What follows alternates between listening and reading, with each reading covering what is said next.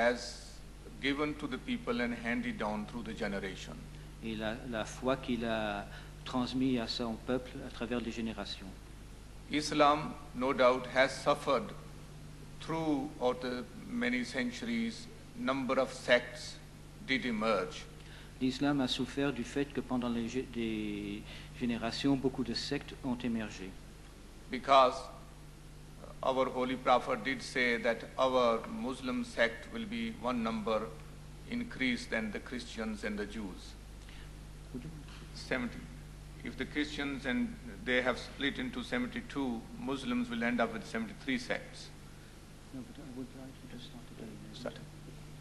Well, we leave this point. Est-ce que je peux aider en islam, Sorry. on dit qu'il y aura toujours une secte de plus dans l'islam que dans les autres. Donc quand les autres ont 72, il y en aura 73 dans l'islam.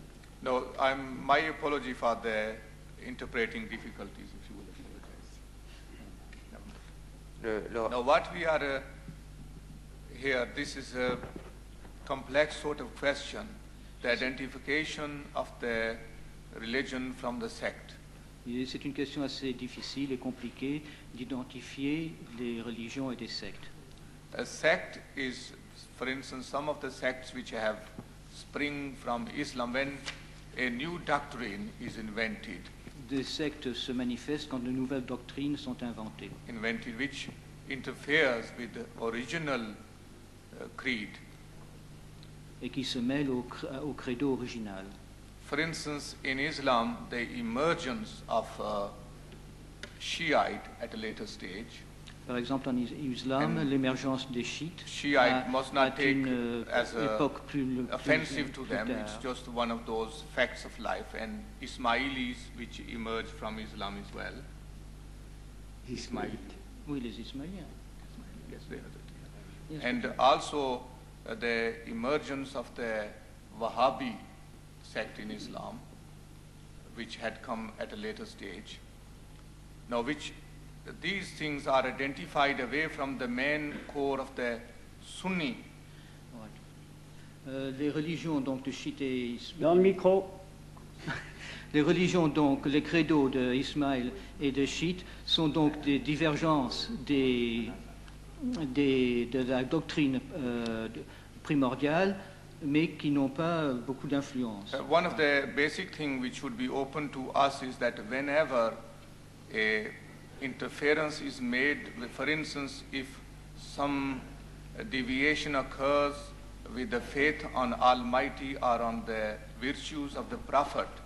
La seule chose qui serait importante serait la déviation entre ce que dit le prophète. By a particular ruler or a imam. Ce qui est d'après un certain monarque ou un imam. The emergence of this new ideology leads et l'émergence de cette nouvelle idéologie to the sect. Amène les gens à fonder une nouvelle secte. And then of course the invention of further invention into this leads into the cults. Et alors une invention suivant une invention produit donc des cultes différents. So these things are contrary to the divine guidance. Ce qui sont tout à fait contraires à la divine guidance, à l'enseignement divin. Je donne la parole là, au rabbin Ashkenazi qui vient de Jérusalem, mais après je serai obligé d'arrêter et je vous demande de parler directement au conférencier parce que sans ça on n'en sortira jamais. J'ai déjà un quart d'heure de retard. Excusez-moi. Oui. Je voulais dire d'abord que cette matinée a été très enrichissante pour les non-musulmans. D'une part, et dans les deux exposés, d'avoir entendu le caractère intransigeant et très pur d'une foi monothéiste. Et monsieur le pasteur Gaillard a très bien fait de mettre en évidence le lien entre des cultures données, la culture occidentale pour les chrétiens, la culture hébraïque pour les juifs, la culture arabe ou plus largement orientale pour l'islam. Je voudrais revenir, Rabbi Steinberg, vous me permettrez, je crois que c'est assez important d'aller au fond des choses, sur la question qui a été posée sur apparemment un problème de vocabulaire, de traduction, concernant le fait de savoir si l'original arabe voulait dire esclave ou serviteur. La discussion qui a suivi est très importante du point de vue théologique.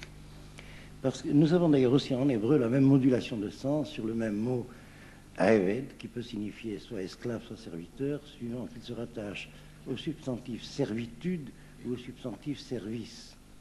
Mais il y a derrière ce problème apparemment sémantique toute une conception des rapports entre la créature et le créateur du point de vue de la liberté morale. Et je crois que là, je donnerai un exemple très rapide, symbolique, disons, pour ne pas trop entrer dans les détails. Il faut considérer que derrière les apparences, cette distinction entre trois grands monothéismes n'est pas seulement anecdotique ou fortuite. Elle n'est pas seulement reliée à des différences culturelles. Elle est aussi reliée à des différences théologiques concernant le lien entre la religion et la morale. Et si à un certain niveau religieux, strictement théologique, nous comprenons parfaitement entre chrétiens, juifs et musulmans, là où le problème commence à devenir délicat, et les langues de base en témoignent dans les différences de signification, c'est lorsqu'il s'agit du problème moral.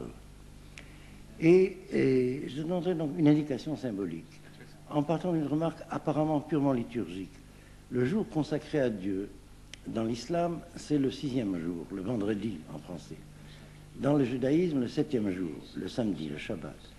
Et dans le christianisme, le dimanche, apparemment le premier jour de la semaine, mais en réalité, ce que serait déjà sous forme préfigurative un 8e jour après le 7e. Et il y a tout un problème de dialectique et de problématique des rapports entre la grâce et la toute-puissance. Est-ce que nous sommes encore au 6e jour avant le commencement de l'autonomie humaine? Est-ce que nous sommes dans le 7e jour au niveau de la responsabilité morale de la liberté humaine? Est-ce que nous sommes déjà dans le 8e jour, le temps de la grâce? Ce sont des problèmes très importants, théologiquement, ça c'est une affaire de spécialistes. Mais du point de vue de la conception de la moralité, il y a là un problème que, au fond, je me permets de suggérer au Rabbi Sternberg d'en faire le sujet du prochain colloque, peut-être. Merci beaucoup. Vous savez que traditionnellement chez nous, on dit qu'il y a plusieurs possibilités de ressentir le Très-Haut entre Abraham, Isaac et Jacob. On associe Abraham à la miséricorde, Hesed, Isaac à la Gevura, Jacob, Tiferet. Donc on reconnaît à chacun la possibilité d'avoir une intuition de Dieu qui lui est spécifique, et finalement ce que vous venez de dire va peut-être dans le même sens. Traduction de Gevura et... La rigueur. Gevura, la vaillance, la rigueur. Et la beauté, Tiferet. Et pour Jacob, Tiferet, c'est émettre.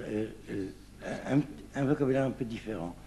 Nous considérons qu'Abraham a été le juste de la vertu de charité. Charité. Hesed, c'était la charité. Hesed, oui. Hesed en hébreu. Isaac a été le juste de la vertu de stricte rigueur morale, la justice absolue. Et Jacob, l'unité des deux, que nous appelons la miséricorde, et qui est la vérité morale. C'est-à-dire, le monde repose premièrement sur la charité, deuxièmement sur la rigueur, mais si elles sont isolées l'une de l'autre, il y a destruction du monde.